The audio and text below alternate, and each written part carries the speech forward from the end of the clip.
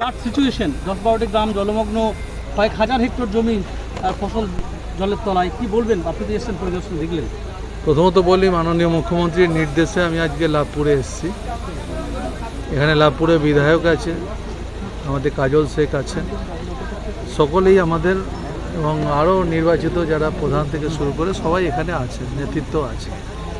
যেটা দেখলাম ভয়ঙ্কর ব্যাপার, যে নদীর বাঁধ ভেঙে যাওয়াতে প্রচুর কৃষি জমি যারা চাষ করতো এখানে তাদের ক্ষতিগ্রস্ত হয়েছে, এবং কয়েকটা গ্রামের মানুষও তাদের বাড়িঘর ভেঙে গেছে।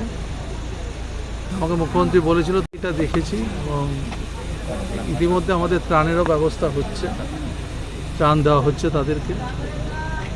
এবং একটু আগে কাজল শেখও বললো, সে একটা গ্রামে গেছিলো, ঘুরে এসছে, রানাও দেখছে, সবাই মিলেই বিষয়টাকে দেখা হচ্ছে। আর আমি মুখ্যমন্ত্রীর কাছে বিষয়টা জানাবো, এবং সরকার সবসময় এই সমস্ত মানুষদের, গ্রামের মানুষদের পাশে আছে। সরকার সে নানুরের বিধায়ক আছে, নানুরের বিধানও আছে আমাদের মধ্যে, সবাই আছে আমাদের মধ্যে।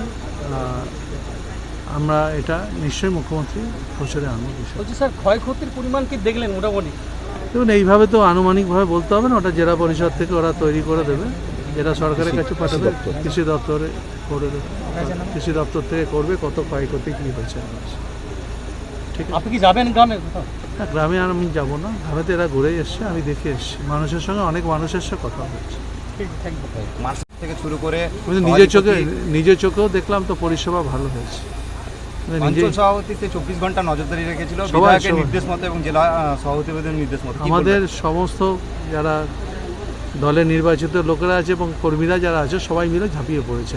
আসলে এইটা বলার কিছু নেই, সবসময় যখনই কিছু বিপদ, যখনই কিছু হয়, সে আমফান হতে পারে, কোভিড হতে পারে, কিংবা যে কোনো সিচুয়েশান যখন এই সমস্ত দেখা দেয়, আমাদের কর্মীরাই মানুষের পাশে থেকে সেই কাজগুলো, কাঁধে কাঁধ মিলিয়ে কাজ হয়। হ্যাঁ, তাই হচ্ছে তো, আপনি নিজেই তো বললেন। ঠিক আছে।